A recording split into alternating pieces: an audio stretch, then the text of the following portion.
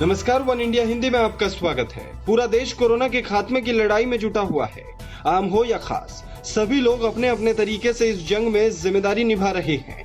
इसी कड़ी में अपने पान के लिए मशहूर बनारस में एक पान विक्रेता का अंदाज भी बदला हुआ नजर आ रहा है, जहां पान विक्रेता पीपीई किट पहनकर पान बेच रहा है।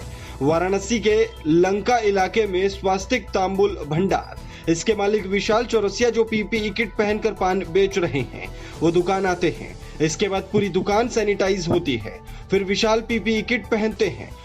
इसके बाद हाथों में ग्लव्स और फिर पान के पत्ते की काट छांट हो या फिर कत्थे के लोटे का घोटना, पान में चूना लगाना हो या फिर पैकिंग, सारे काम उसी अंदाज में लेकिन पीपीई किट पहनकर। विशाल अपने यहाँ किसी को पान खाने के लिए नहीं देते, बल्कि उसी पारंपरिक अंदाज में पत्ते में पान को पैक करके घर जाकर खाने की सलाह देते हैं।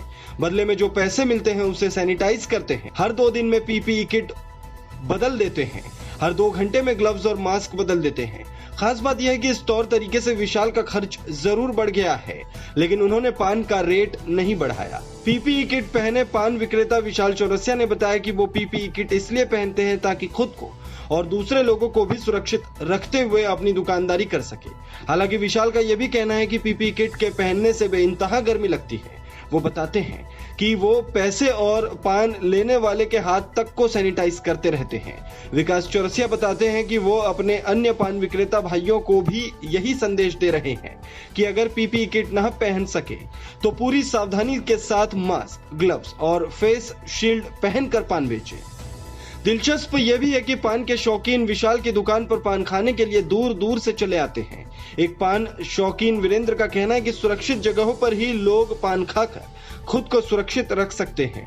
उन्होंने यह भी बताया कि ऐसे पान विक्रेताओं से लोगों को सीख लेने की जरूरत है कि जब एक छोटा सा दुकानदार सुरक्षा का ख्याल रख रहा है तो अन्य को भी रखना चाहिए।